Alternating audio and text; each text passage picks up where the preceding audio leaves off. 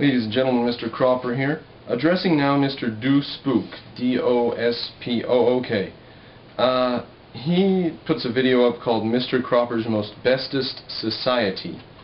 So let's title this one Mr. Cropper's Utopia. What would that be? And I put here note, watch his video from 5.5 minutes on, from 5:30 on, whatever. So at 7 minutes, he says, quote, "What do you think about capitalism in general?"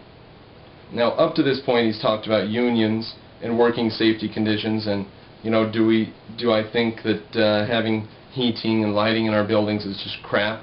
It's all nonsense, and we should just allow people to put whatever they want in their buildings. Just allow our employers to have unheated, unlighted buildings that are unsafe to work in and stuff. Do I think unions are all just crap?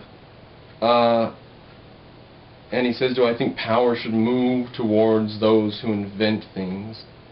So let's talk about that for a second. If you actually know anything about the history of unions, you know that they virtually destroy every company that unionizes. And if they don't destroy them, they halt their growth until something else happens. I think a large part of that is I got cats everywhere. So unions have mostly done damage in America. What have they done that's any good? I don't know. I can't see any good they've done. Any good company in history grew and became more prosperous and more wealthy and more productive, which is the only way you can improve conditions. They did that despite unions, against unions, fighting unions all the way. I mean, the unions fought against the introduction of labor-saving devices on the ports in the 70s. The unions owned the railroads, crippled the railroads and the auto industry.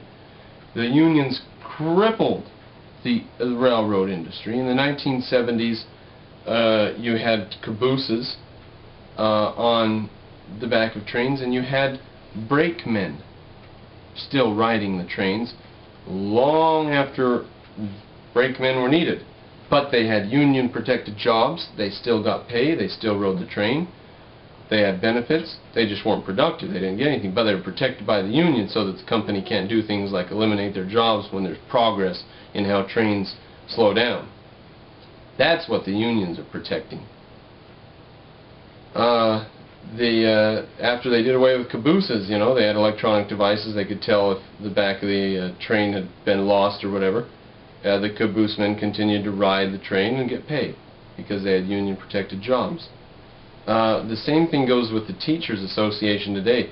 There are large buildings where the teachers go and sit and do nothing because they are not allowed to they're not allowed to be involved in any other sort of work. They continue to get paid as a teacher, but they're not allowed to teach because there's some sort of problem, lawsuit going on or something. And there's a lot of them, you can imagine, as large as the teachers union is, who go to these buildings and have to sit and they just watch TV or read magazines, and we pay them to do that. They get paid because they're in a union or whatever. They don't get laid off for the time of their lawsuit or whatever. They get vacation. So I don't know. Find something good unions do and come back and talk to me.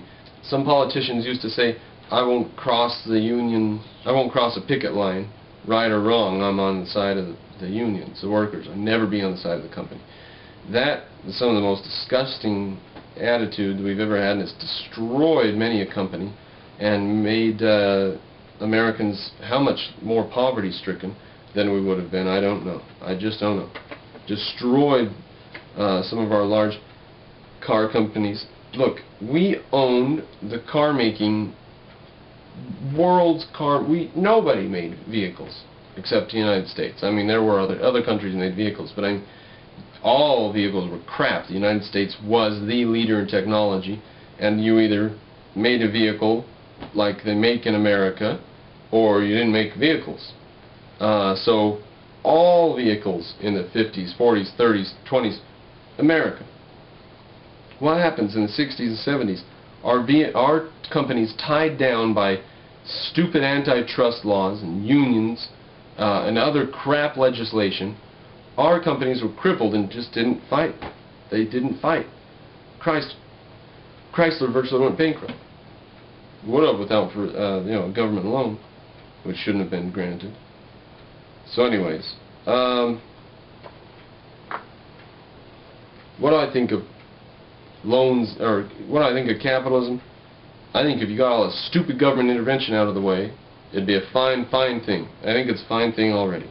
Now, I'll be doing some videos in the future on my revised version of the Constitution. Some people might think that's boring rambling. My revised version of Ben Franklin's biography has been called rambling. Let's see. Dospook says, where do you want to see the world go? Where do you want to see mankind in the future? I would like to see capitalism everywhere, which simply means I would like to see everyone's individual rights protected. I would like it if there were not any place on the planet where people were subject to the tyranny of others, physical force and coercion. That's what I'd like to see. I think that's, it doesn't too much matter if the rest of the world doesn't get it, as long as I have it in the country I live in. And if everyone would take that attitude, this would be a fine world. So where do I want to see this world go? Towards freedom. I'd like my nation to go towards freedom, and I'd like everyone to take that attitude of responsibility. And then he says, do you want to see cultures evaporate, these native unchanged cultures? I don't give two lamb craps if these native cultures evaporate, and apparently the people living in them don't give two lamb craps if they evaporate. They scramble to get hold of electricity and modern medicine and plumbing, and I don't know why you people judge them so harshly. Seriously, all you leftist bastards ought to frickin' move to Nigeria and move out in the bush and live without. You go save those frickin' cultures. Yeah, I hope they evaporate with all the death and disease and starvation that went with them. I don't see anything wrong with living in an apartment. Not a damn thing. And if you do, move out of it and go live in the damn bush. Yeah, I wouldn't mind to see those cultures evaporate. That's like asking, do I want these pockets of poverty and ignorance and want and disease and filth to evaporate? Yeah? Do you?